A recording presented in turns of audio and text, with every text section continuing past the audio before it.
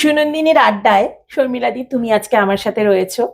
তোমাকে অনেকগুলো পরিচয়ের মধ্যে তোমার একটা বিশেষ পরিচয় হচ্ছে সানন্দার মতো ম্যাগাজিনের সম্পাদকের দায়িত্ব তুমি পালন করেছো বেশ কয়েক বছর। তো সেই সময় তুমি অপর্ণা সেনকে নিশ্চয়ই পেয়েছিলে, তো একটু ওই অভিজ্ঞতাটা যদি বলো। আসলে এই আনন্দবাজার গোষ্ঠীর সঙ্গে, ওই হাউসের সঙ্গে আমার বহুদিনের পরিচয়।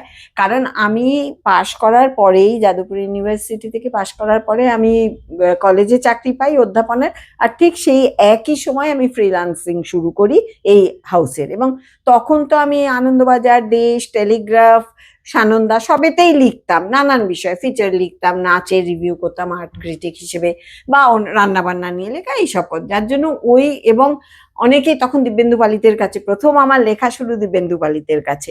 তা ওই তখন তো বিরাট বড় বড় করে আলোচনার পাতা 1, 2, 3 আনন্দবাজার কাগজে বিশাল করে বেরোতো। তো সেখানে উনি অনেক সময় বলতেন, আমি কার্ড নিয়ে চলে যাব, তুমি অ্যাসাইনমেন্টের কার্ড নিয়ে নিও, কষ্ট করে আবার কলেজ করে আসবে। না, আমি যেতাম। তখন তো তাহা তাহা মানুষজন, তাহা তাহা সাহিত্যিক, সবাই ওখানে বসে, সন্দীপ চট্টোপাধ্যায়, রমাপদ চৌধুরী, সুনীল গঙ্গোপাধ্যায়, মানে তারা গল্প করছে, আড্ডা মারছেন। আর সেখানে গিয়ে আমি তো কে, ফ্রেশার একজন, কিন্তু গিলতাম তাদের কথাবার্তা। সেই সেই সময় থেকে পরিচয়।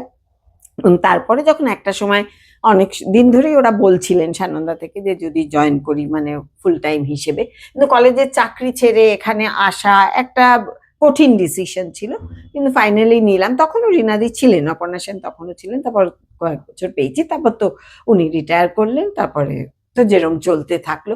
সেইটা একটা খুব সুখের সময়, দারুণ একটা অভিজ্ঞতা। এবং ওই যেটা বিষয়টাই আমার ভীষণ কাছের এবং ভীষণ আনন্দের, হই হই করে আনন্দ করতে করতে কাজ করেছি। আমাদের সুনন্দিনীর আড্ডায় শর্মিলাদি তার জীবনের এইরকম নানা ছোট ছোট গল্প তুলে ধরেছেন সুন্দর আলাপচারিতায়।